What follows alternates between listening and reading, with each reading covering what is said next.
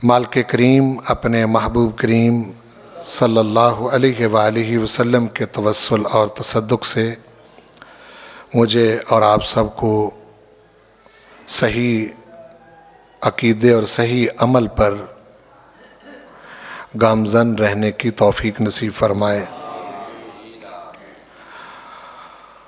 और परवरदिगार अपने हबीब पाक मोहम्मद मुस्तफ़ा सल्लल्लाहु अलैहि वआलिहि वसल्लम की ग़ुलामी, महब्बत, इताअत और इत्तिबा में ज़िंदा रखे,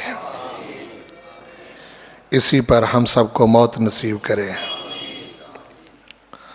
और ज़िंदगी भर बेअदबी और गुस्ताखी से महफूज रखे।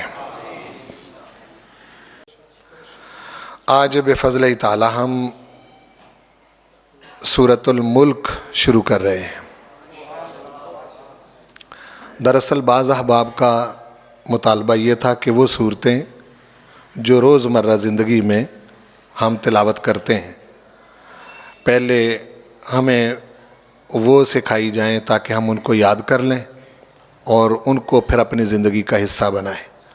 सूरतुल मुल्क उन मुबारक सूरतों में से है जिसके बारे में हुज़ूर करीम सल्लल्लाहु अलैहि वसल्लम का इरशाद पाक है कि जो शख्स रात सोने से पहले इस सूरत की तिलावत करता है,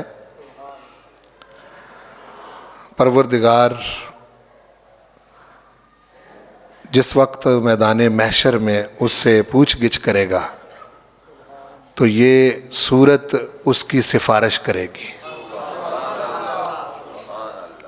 कि ये दुनिया में मेरे मालिक ये मेरा कारी रहा है, मुझको पढ़ता रहा है, तो मेरी शफाअत इसके हक़ में कबूल फरमा। तो परवरदिगार सूरह मुल्क की उस बंदे के हक़ में सिफारिश को कबूल करके उसको मुआफ़ फरमा देगा। कितनी बड़ी बात है हाँ जी। ये तो उस बंदे से पूछे जो फंस जाए और सहारे ढूंढता फिरे कि कोई निजात का कोई रास्ता मिले। तो आसान तरीका है कि आप रात सोने से पहले इस सूरत को पढ़ें, ज़ुबानी याद कर लें तो फिर ज़रा आसानी होती। बिस्तर पर लेट कर फिर सोने से पहले इसको पढ़ने के बाद फिर मज़ीद कोई गुफ्तगू ना करें, तो इसके बड़े अनवार तजलियात हैं। बाज़ कुतुब में सहाबा कराम के हवाले से ये बात मिलती है कि वो किसी कब्र के पास बैठे तो कब्र के अंदर से सूरत मुल्क के पढ़ने की आवाज़ आ रही थी। उसका जिक्र उन्होंने सरकार से किया तो आप सल्लल्लाहु अलैहि वसल्लम ने इरशाद फरमाया कि ये ज़िंदगी में सूरतुल मुल्क पढ़ता रहा है तो अल्लाह ताला ने उसका ये ज़ौक़ कब्र में भी सलामत रखा है, यानी कब्र में भी उसको ये तौफ़ीक दी है कि वो इस सूरत को पढ़े। इसलिए आप इसको याद करें। 3-3, 4-4 आयतें होती हैं जो हम जुमातुल मुबारक में पढ़ते हैं, बड़ी आसानी से आप इनको याद कर सकते हैं।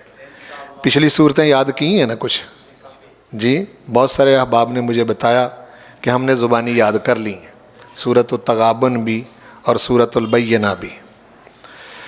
मुझे इस बात की बड़ी खुशी है, कम अज़ कम ये तो मामला बन रहा है कि आप जुम्मतुल मुबारक पढ़ने आते हैं और कुरान मजीद सीख रहे हैं।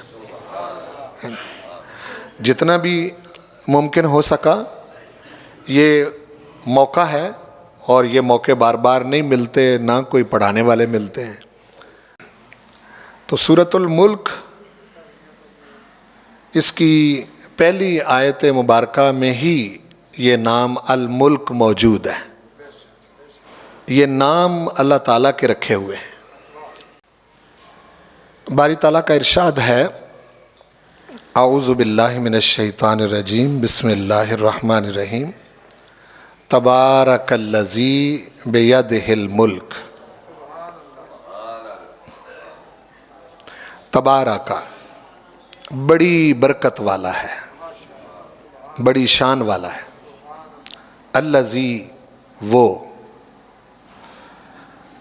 بیدہی جس کے ہاتھ میں ہے, جس کے قبضے میں ہے, الملک حکومت, بادشاہی. فرمایا تبارک الذی بیدہ الملک, بڑی برکت والا ہے وہ جس کے قبضے میں بادشاہی ہے.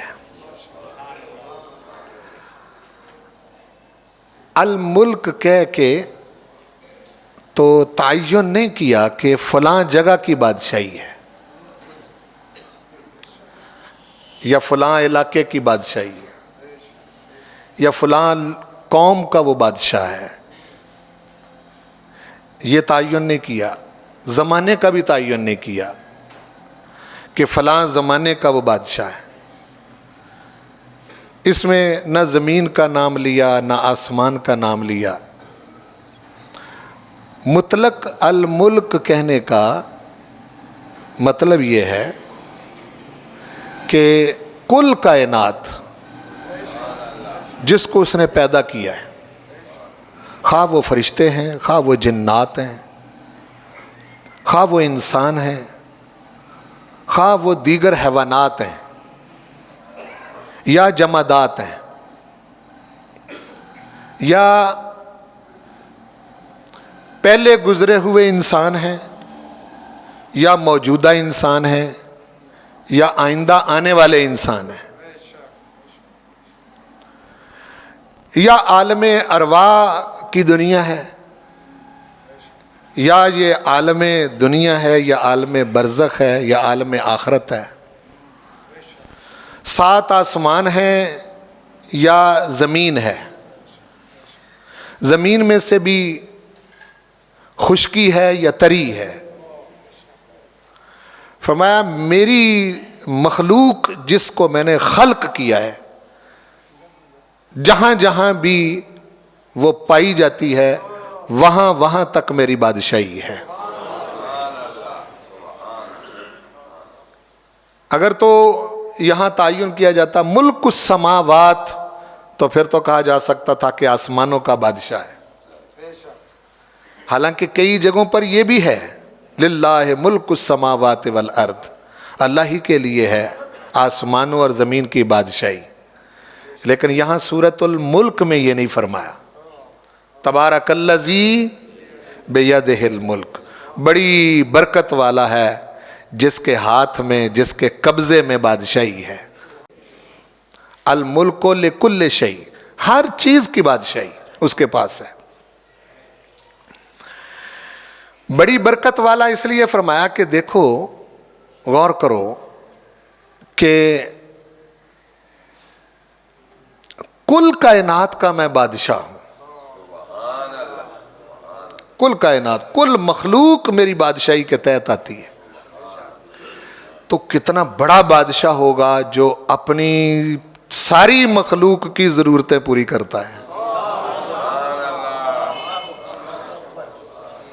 غور کریں ذرا. ہاں جی, تھوڑا سا اپنے ملک سے حساب لگا لیں کہ اگر بادشاہ یا ملک کا سربراہ کوئی صحیح سٹریٹجی اور طریقہ کار اختیار نہ کر سکے تو لوگ کتنی دقت میں آ جاتے ہیں, کتنی مشکل میں آ جاتے ہیں, اور پھر باتیں کرتے ہیں.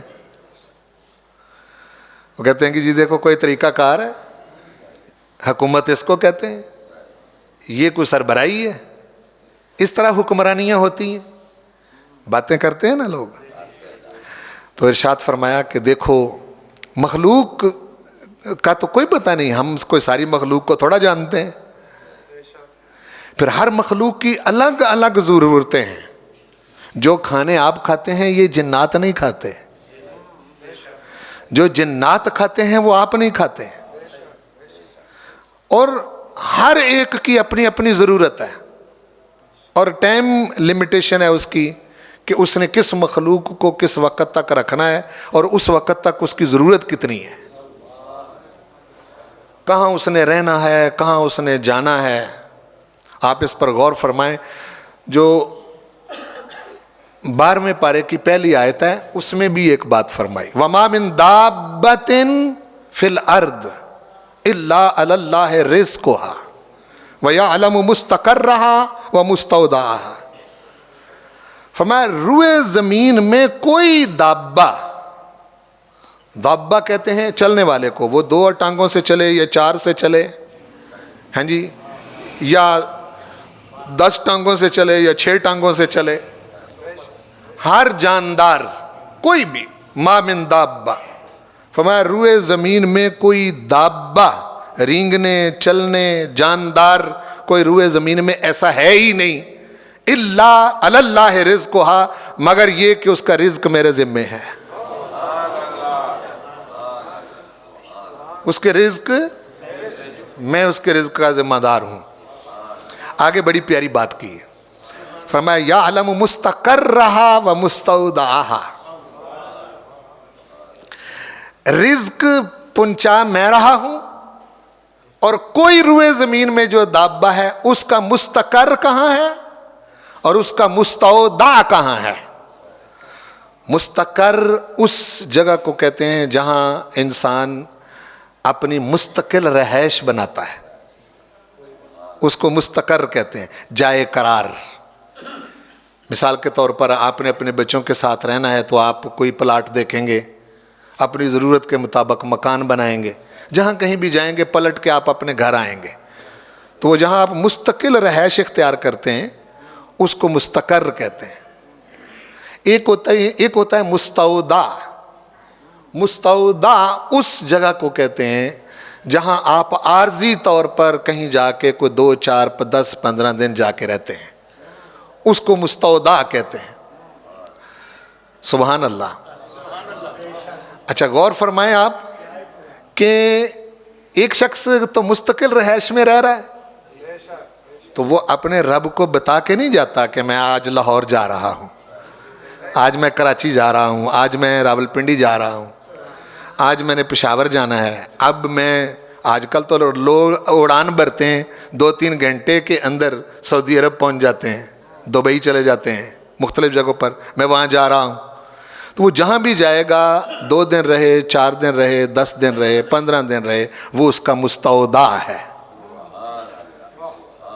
ایک اس کی مستقل رہائش ہے جس کو کہتے ہیں مستقر، اور ایک ہے مستودع، اس کی عارضی رہائش جہاں جا کے وہ رہتا ہے. اچھا رستے میں بھی کوئی 2-4 گھنٹے کے لیے جہاں ٹھہرتا ہے اس کو بھی مستودع ہی کہتے ہیں، جہاں بھی وہ جاتا ہے. تو پروردگار ارشاد فرما رہا ہے میں اس لیے تیرا رازق ہوں اور رزاق ہوں کہ مجھے تیری مستقل رہائش کا بھی پتہ ہے، اور جہاں جہاں تو نے جانا ہے عارضی طور پر جا کے رہنا ہے مجھے اس کا بھی پتہ ہے. تو جس جس چیز کی تجھے ضرورت کہاں پڑنی ہے وہاں میں نے انتظام کر رکھا ہے.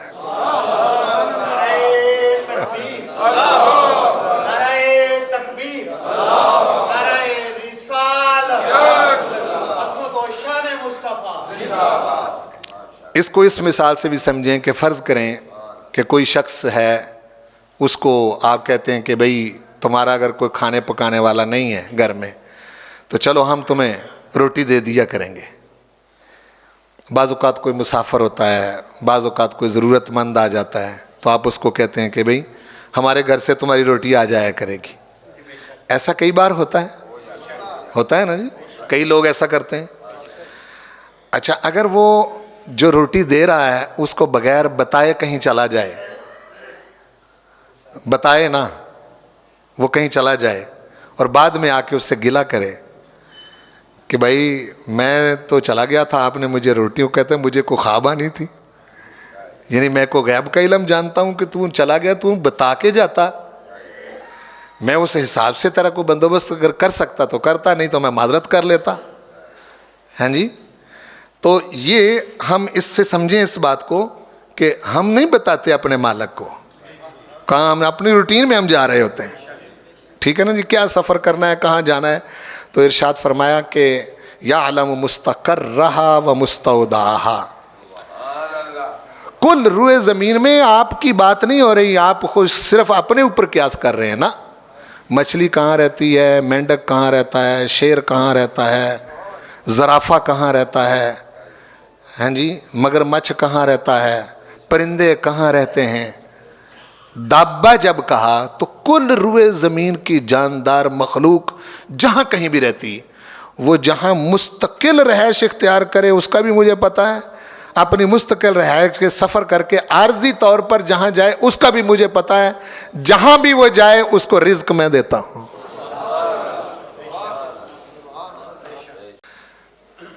ایسا پروردگار ہے وہ. فرمایا کہ تبارک الذی بیدہ الملک، بڑی برکت والا ہے وہ پروردگار. برکتیں تو بکھری ہوئی کائنات کے اندر، جو اس کی بادشاہی ہے، اس کی بادشاہی کمال ہے، وہ کبھی بھی اس کے اندر نظم و ضبط کو خراب نہیں ہونے دیتا. وہ جتنا بڑا بادشاہ انتظامات بھی اتنے بڑے ہیں. ٹھیک ہے نا جی. کل مخلوق کے لیے اس کو ضرورت، اس کو پتا تھا کہ میں نے اس طرح کی چھت بنانی ہے، اس طرح کی زمین بچانی ہے، اور پہلے انسان سے لے کے آخری انسان تک کس کس چیز کی ضرورت پڑے گی وہ سب چیزیں اس زمین کے اندر رکھ دی ہیں اس نے. ہر چیز اس کے اندر رکھ دی. انسان اپنے اپنے وقت میں آئے گا، اپنے علم، فن اور ہنر کے ساتھ ان چیزوں کو نکال کے استعمال کر لے. لوہے کے خالق آپ نہیں ہیں، گرینیٹ کے خالق آپ نہیں ہیں، سنگ مرمر کے خالق آپ نہیں ہیں. ہاں جی، خالق وہی ہے، اسی نے سب کچھ رکھا ہوا ہے. انسان تو تھوڑی سی اس کو پالش پولش کر کے تو وہ شیخیاں بکھیرتا پھرتا ہے نا. خالق وہی ہے، ہر چیز اس نے رکھی ہے، جس چیز کی ضرورت پڑتی ہے اس نے رکھا ہے، اور کہاں سے کہاں تک کا رزق پہنچاتا ہے. پھر اس کا عوض نہیں لیتا. ہاں جی، ایسا سخی ہے کہ اس کا عوض نہیں لیتا، معاوضہ نہیں لیتا، بدلہ نہیں لیتا، فری میں ہر شے دیتا ہے. ہسپتالوں میں جائیں تو آپ کو ڈاکٹر جو آکسیجن لگاتے ہیں پیسے لیتے ہیں نا. ہاں جی، فری میں آکسیجن پوری کائنات استعمال کر رہی ہے، جس کو جس چیز کی ضرورت ہے. لیتا کچھ نہیں ہے، مفت میں. وہی حضرت خواجہ عبداللہ انصاری حروی والی بات، مفت میں پیدا کیا تو نے، مفت میں تو نے رزق دیا ہے. یاد دلانے کے لیے سنا دیتا ہوں یہ واقعہ، ویسے سنایا ہوا ہے آپ کو میں نے پہلے. یہ میرا ذاتی ایک ایکسپیرینس ہے، غالباً 1996 کا میرا سیشن تھا یونیورسٹی کا. تو اس وقت وہ پنجاب یونیورسٹی کے ہاسٹل اور جو اکیڈمک روم ہے جہاں تعلیم ہوتی ہے اس کے درمیان سے نہر چلتی. تو اس وقت وہاں یہ ٹالی کے شیشم کے درخت ہوتے تھے. یہ 96 کی بات کر رہا ہوں. اب تو خیر وہ پیرس بنانے کے شوق میں لاہور کا حلیہ ہی کچھ کا کچھ ہو گیا ہے. ہاں جی، تو اس وقت وہاں وہ درخت ہوتے تھے. اس درخت کے نیچے ایک بابا جی بیٹھا کرتے تھے. میں نے بہت مرتبہ جرأت کی کہ ان سے بات کروں، لیکن میں اس بات کو سمجھتا تھا جن لوگوں کے پاس میرا اٹھنا بیٹھنا کہ یہ مختلف مزاج کے لوگ ہوتے ہیں، تو میں ڈرتا تھا اس بات سے کہ کہیں کچھ غلط نہ ہو جائے. بہرحال ایک دن ایسا ہوا، کئی مہینے گزر گئے، تو میں گزر آتا تو میری طرف دیکھ کر مسکرائے. مجھے تھوڑی سی جرأت ہوئی، میں قریب ہوا، السلام علیکم کہا، تو مجھے جواب میں کہنے لگے وعلیکم السلام، حافظ صاحب آپ کا کیا حال ہے. ہاں جی، یہ پہلی فرسٹ ملاقات. ہاں جی، تو مجھے تعجب ہوا اس بات سے. پھر میں بیٹھ گیا تو ان کے پاس ایک خادم لڑکا ہوتا تھا، اس کو کہنے لگے حافظ صاحب کو انگور بڑے پسند ہیں، انگور لے کے آؤ. یہ دوسرا اٹیک تھا. ہاں جی، اچھا وہ بچہ گیا اور انگور لے کے آیا، تو انگور بھی بڑے اچھے سندر خانی انگور وہ لے کے آیا. جب لے کے آیا تو ساتھ ہی اس نے بات کی، کہنے لگا بابا جی وہ ریڑی والے نے انگور بڑے مہنگے دیے. اس وقت وہ کوئی 60 روپے کلو ملے تقریباً. وہ کہنے لگے کہ کس ریٹ میں؟ وہ کہنے لگے جی 60 روپے کلو ہیں جی. کتنی مہنگائی ہے, اتنی زیادہ مہنگے انگور انہوں نے دیے. انہوں نے وہ پکڑ کے رکھ لیے تو ایک نیا نوٹ 500 کا اس کو دیا اور فرمانے لگے کہ اب تو نے ریڑھی والے کے پاس نہیں جانا, ایک انگور بنا کے لانا ہے.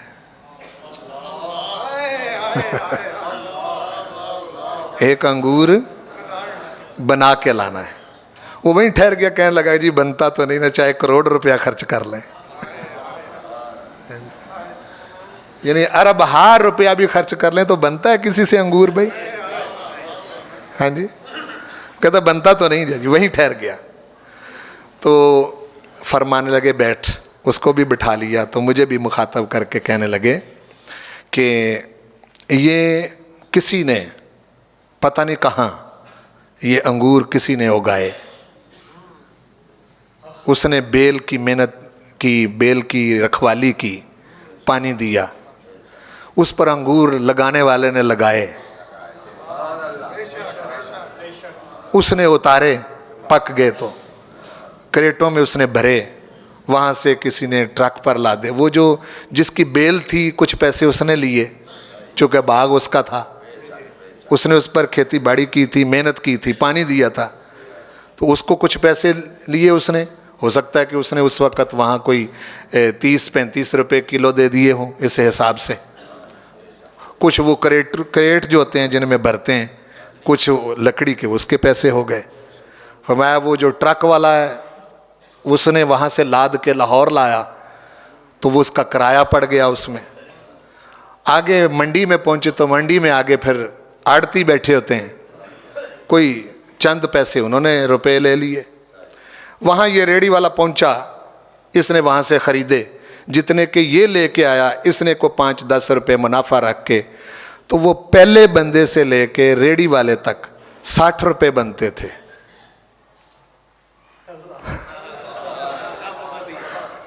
پہلے بندے سے لے کے ریڑھی والے تک 60 روپے بنتے تھے.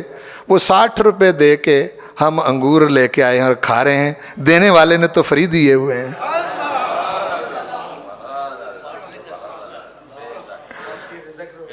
دینے والے نے تو فری دیے, اس کے ساتھ کئیوں کا رزق جوڑ دیا. کئی اس کو اگا رہے ہیں, کئی اس کو کریٹوں میں بھر رہے ہیں, کئی کرایہ لے رہے ہیں, کئی آگے پہنچے. اس طرح سے وہ رزق کو تقسیم کرتا ہے.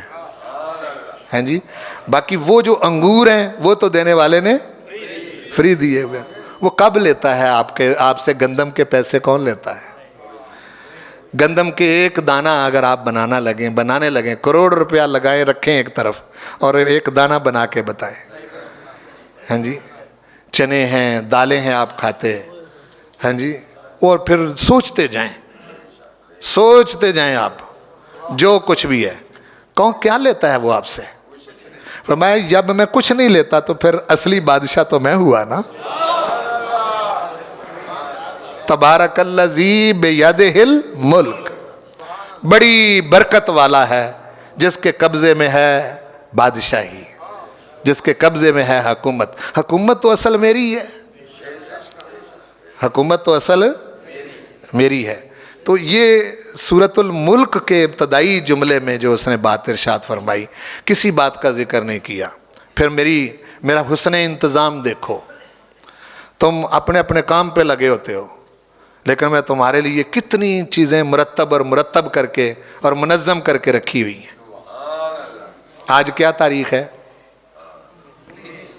19 نومبر. جی 19 نومبر کو جس وقت سورج طلوع ہوا, جس وقت سورج غروب ہوا, سال بیتنے کے بعد 19 نومبر کو 1 سیکنڈ کے فرق کے بغیر اسی وقت سورج طلوع ہوگا, اسی وقت غروب ہوگا. یہ میں نے پھر گردش رکھی تمہارے اوپر. سورج میں چڑھاتا ہوں تمہارے لیے, پھلوں کو اور فصلوں کو پکاتا ہوں. پھر میں چاند چڑھاتا ہوں. وہ پھل جو فصلیں تم نے اگائی ہیں, چاند کے ذریعے ان کے اندر پھر میں مختلف ذائقے پیدا کرتا ہوں. موجودہ سائنسدان کہتے ہیں کہ اگر چاند طلوع نہ ہو تو پھلوں میں اور فصلوں میں رس پیدا نہ ہو. ہاں جی، وہ کہتے ہیں کہ یہ سائنسدان کہہ رہے ہیں کہ ان کے تجربے میں ہے کہ کوئی ایسی جگہ آپ کوئی پھل لگا دیں جہاں چاند کی چاندنی نہ پڑے تو بالکل پھیکا ہوگا، بے ذائقہ ہوگا، کھانے کے قابل نہیں ہوگا. پھر اس ذات کے پاس میٹھے کی کتنی قسمیں ہیں. آم کھائیں تو ذائقہ، سیب کھائیں تو ذائقہ، کیلا کھائیں تو ذائقہ اور ہے، آڑو کھائیں تو ذائقہ اور ہے. یعنی میٹھے کی کتنی قسمیں ہیں. پھر نمکین کی کتنی قسمیں ہیں. پھر ذائقہ جو ہے وہ ذائقے تو پیدا ہو گئے اور منہ کا ہی ذائقہ نہ ہو تو بعض اوقات منہ کا ذائقہ خراب ہو جاتا ہے نا. آپ کسی کوئی چیز وہ ذائقہ خراب ہو تو کہتے ہیں پتہ نہیں کیا ہے اس کا ٹیسٹ، اصل میں اس کا اپنا منہ کا ذائقہ خراب ہو چکا ہے. ذائقے چیک کرنے کے لیے مشین بھی دی ہے. ذائقے کہاں کہاں تک فَبِأَيِّ آلَاءِ رَبِّكُمَا تُكَذِّبَانِ. سوچتے جائیں آپ. تو تبارک الذی بیدہ الملک، بڑی برکت والا ہے. بڑی برکت والا اس لیے کہا کہ تمہیں جدھر تم دیکھو گے برکتیں ہی برکتیں نظر آئیں گی. اس لیے تبارکہ کا لفظ یہاں پروردگار اپنی بادشاہی بیان کرنے کے لیے لایا ہے. خود کو دیکھو گے تو میری برکت کی کثرت نظر آئے گی. جہان دیکھو گے تو میری برکت کی کثرت نظر آئے گی.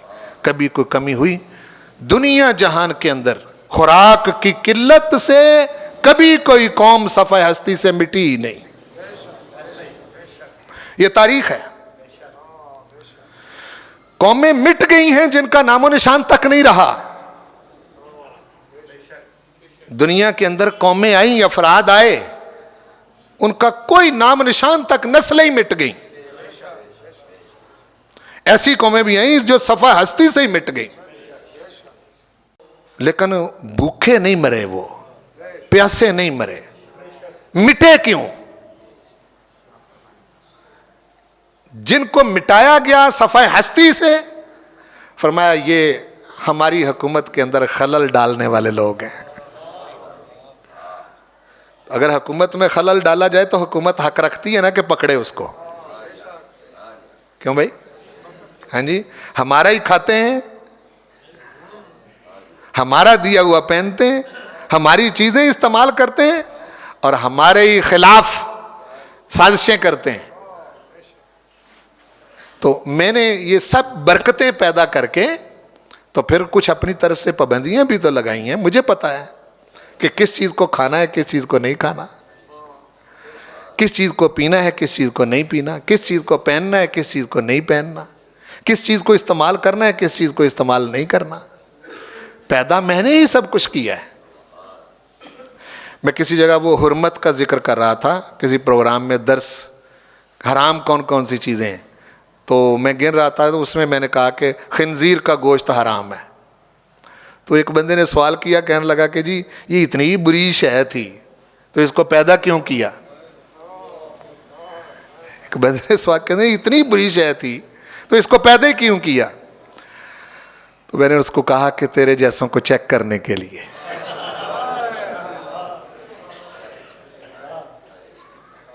تیرے جیسوں کو چیک کرنے کے، پیدا کر کے کہا کہ نہیں کھانا. بولو، پیدا کر کے کہا کہ نہیں کھانا. چیک تجھے میں کر رہا ہوں، پیدا میں کر رہا ہوں، میں ہی کہہ رہا ہوں نہ کھا. میری ہی پیدا کی ہوئی چیزیں ہیں. تو یہ اپنی طرف وہ اس لیے کہ بادشاہ میں ہوں، اور بادشاہ اپنی بادشاہت میں اپنی مرضی سے قانون مرتب کرنے کا حق رکھتا ہے. اس کو معلوم ہے. اور اچھا پھر کمال ہے یہ چیز، اب تو دنیا پروو کر چکی ہے کہ جو لوگ خنزیر کا گوشت کہتے ہیں، کھاتے ہیں، وہ دنیا کی بدترین مخلوق ہے اور بغیرت قسم کے لوگ ہیں. یہ اب ثابت ہو گیا ہے، سب دنیا کے اندر یہ چیز ثابت ہو گئی. تو میرے مالک تو کتنا کریم ہے کہ چیزیں پیدا کر کے منع بھی اسی بندے کے فائدے کے لیے کرتا ہے کہ میں تیرا خالق ہوں، میں نہیں چاہتا کہ تو بے غیرت بنے۔ دنیا ثابت کر چکی کہ شراب کے نقصانات ہیں، بولا نا جی، ثابت کر چکی یہ دنیا، جہاں جہاں بھی ہیں وہ تو قانون بناتے پھریں کسی طریقے سے اپنے لوگوں کو اس سے روکیں، قومیں برباد ہو رہی ہیں۔ تو پروردگار نے سب کچھ پیدا کر کے پابندیاں اس لیے لگائیں، اپنے لیے نہیں، اس کا کیا ہے؟ ہاں جی، سب کچھ تمہارے لیے ہے، لیکن یہ مجھے پتا ہے تمہارے لیے نقصان دہ کیا ہے۔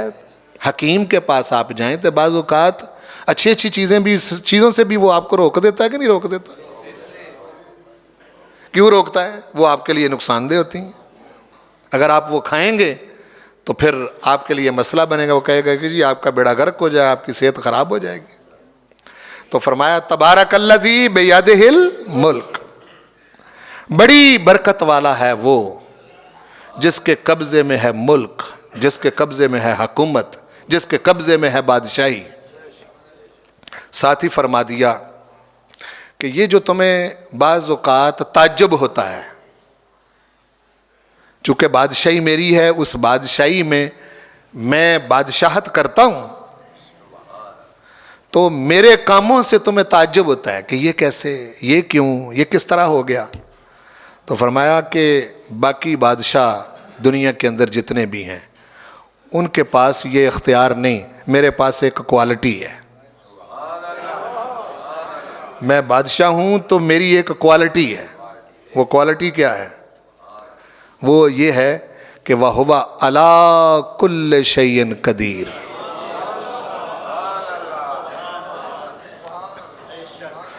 وَهُوَ عَلَىٰ، یہ کوالٹی ہے کہ وہ ہر چیز پر کامل قدرت رکھتا ہے، کامل۔ اگلی آیت کا اس سے بہت تعلق ہے، لیکن میں اس کو اس جمعے میں چھیڑنا نہیں چاہتا، اگلے جمعۃ المبارک میں اس کا ذکر کروں گا ساتھ ملا کے، وَهُوَ عَلَىٰ كُلِّ شَيْءٍ قَدِيرٌ سے۔ اب تک بڑی قدرت اس کی ہر جگہ آشکار ہے۔ جو روز کام ہمیں ہوتے نظر آ رہے ہیں ان میں بھی اسی کی قدرت ہے، چونکہ وہ معمول میں ہو رہے ہوتے ہیں اس لیے ہمیں حیرانگی نہیں ہوتی، ورنہ ایک ایک شے پتا دیتی ہے کہ وہ بڑی قدرت والا ہے۔ کیوں جی؟ ہاں جی، میں کئی جگہ یہ مثال دیتا ہوں کہ جب بھی آپ کوئی چیز بناتے ہیں تو آپ زائد مٹیریل سے کم چیز بناتے ہیں۔ مٹیریل زائد ہوتا ہے، پھر اس سے وہ شے کم بنتی ہے، ویسٹیج نکلتی ہے اس سے۔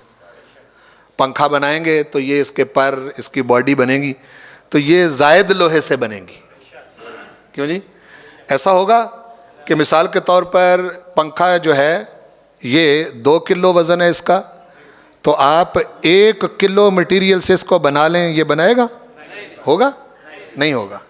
یہ ڈائس ہے، اس کا اگر فرض کریں 5 کلو وزن ہے تو ہو سکتا ہے کہ یہ 10 کلو لکڑی سے نکلا ہو، ویسٹیج جاتی ہے جو چیزیں بھی ہم بناتے ہیں۔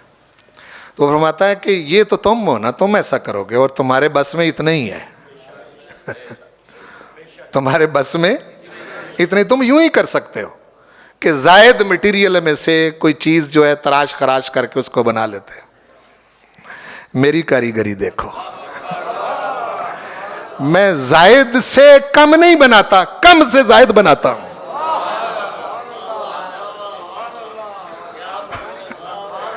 کم سے، تم زائد سے کم بناتے ہو۔ ایک دانہ گندم کا زمین میں بوتے ہو، میں اس کی نالیاں نکالتا ہوں، پودے 7 نالیاں نکالتا ہوں۔ ایک دانے سے کتنی؟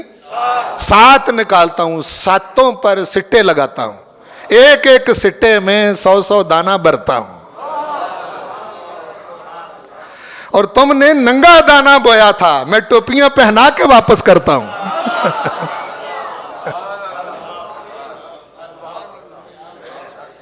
کیوں جی؟ تو وہ چھوٹا دانا تھا، اس سے 700 بن گئے.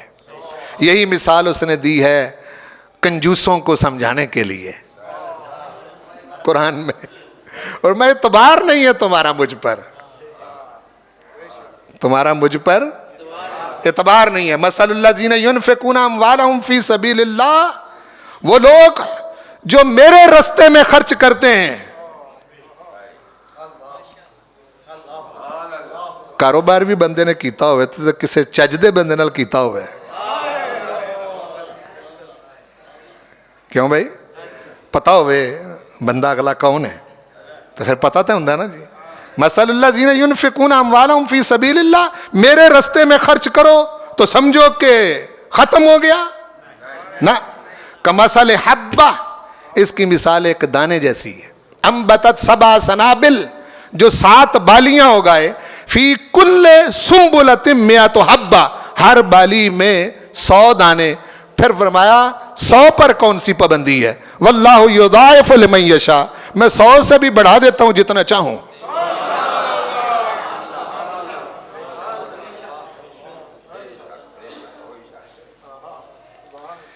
تو یہ کیسے غربت ختم کرنے کا آسان طریقہ. بولو غربت، یہ جو ہر وقت غربت میں مر جیتے ہو، غربت ختم کر لو، نہیں رہے گی غریبی. غریبی نہیں رہے گی. لیکن اس کے لیے پہلے اپنے مالک کی ذات پر کامل یقین چاہیے، چونکہ چیزیں غیب میں ہیں. چیزیں ساری پردہ غیب میں ہیں، وہاں سے ملنا ہے. بعض اوقات اس صورت میں بھی نہیں ملنا، کسی اور صورت میں ملنا ہے. بندہ اس کو اپنی کاریگری سمجھ رہا ہوگا، عطا میری ہوگی. تو فرمایا کہ وَهُوَ عَلَىٰ كُلِّ شَيْءٍ قدیر، میں ایسا بادشاہ ہوں کہ ہر چیز پر قدرت رکھتا ہوں. میں جہاں چاہوں سماعت پیدا کر لیتا ہوں، جہاں چاہوں بصارت پیدا کر لیتا ہوں، جہاں چاہوں جنس بھی نہ ہو بے جنس شے سے کوئی اور جنس بنا لیتا ہوں. یہ قدرت ہے اس کی. اس سے قرآن بھرا پڑا ہے. میں ایک ایک بات کو چھیڑوں تو کئی گھنٹے گزر جائیں، بات ختم نہ ہو جو اس میں چھیڑی، جو اس کے اندر پروردگار نے بیان کی ہے. سمجھ آئی نا جی؟ یہ قدرت ہے اس کی. یہ جتنے بھی ولیوں کی کرامتیں ہیں، یہ قدرت ہے. یہ نبیوں کے معجزے ہیں، یہ قدرت ہے. معجزہ اور کرامت نہ بھی ہو پھر بھی قدرت ہے، ہر وقت قدرت ہے اس کی. ٹھیک ہے نا جی؟ جہاں چاہیں جون سی. اسی چیز کی تو لوگوں کو سمجھ نہیں آتی تو وہ منکر ہو جاتے ہیں. کہتے ہیں جی یہ بندے سے یہ کام ہوتا، بندہ اس کا ہو تو پھر کیا نہیں ہوتا. کیوں جی؟ وہ بندے کے قبضے میں تھوڑی شے ہے، بندہ اس کا ہے. وہ کہتا ہے کہ اب تو میرا ہو چکا ہے، ہن میں تیری کانڈ تیری نہ لگن دے رہی. ہاں جی؟ اسی لیے قرآن مجید میں فرمایا اللہ نے وَلِلَّهِ الْعِزَّةُ وَلِرَسُولِهِ وَلِلْمُؤْمِنِينَ، عزت اللہ کی ہے، اس کے رسول کی ہے، اور اللہ رسول کو ماننے والوں کی ہے. وَلَكِنَّ الْمُنَافِقِينَ لَا يَعْلَمُونَ، لیکن اللہ کی عزت اور حضور کی عزت اور ایمان والوں کی عزت کی منافقوں کو سمجھ نہیں آتی. عزت اسی کی ہے. ٹھیک ہے نا جی؟ تو یہ جو شبے میں پڑے رہتے ہیں نا، یہ اصل میں اللہ کی قدرت کو نہیں سمجھتے. اب دیکھو بات سنو، عصا موسیٰ مارے علیہ السلام، ہاں جی؟ تو موسیٰ علیہ السلام کے اس پاس اللہ سے الگ ہو کے اپنے پاس کون سی قدرت ہے 12 خشک راستے بنانے کی؟ لیکن جب کلیم اس کا ہے تو پیچھے فرعون ہے، ان کو پکڑ رہا ہے. بندہ ہے، اس کا ہو چکا ہے. وہ عصا مارے 12 خشک رستے وہ بنا کے اپنی قدرت کا اظہار فرما دیتا ہے. اس سے بھی بڑھ کر پانی کو سمجھ دے دیتا ہے. اس سے بھی بڑھ کر پانی کو سمجھ دے دیتا ہے کہ پانی ایمان اور کفر پہچاننے لگتا ہے. پانی ایمان اور کفر کو پہچاننے لگتا ہے. ایمان والوں کو کہتا ہے گزر جاؤ, ان کو چھیڑتا نہیں. بے ایمانوں کو کہتا ہے آؤ. جب اندر آئیں تو پانی آپس میں مل کے ان کو غرق کر دیتا ہے. کفر اور ایمان پانی پہچان لیتا ہے جب وہ چاہے. یہ اس کی قدرت ہے. وما علی الا البلاغ.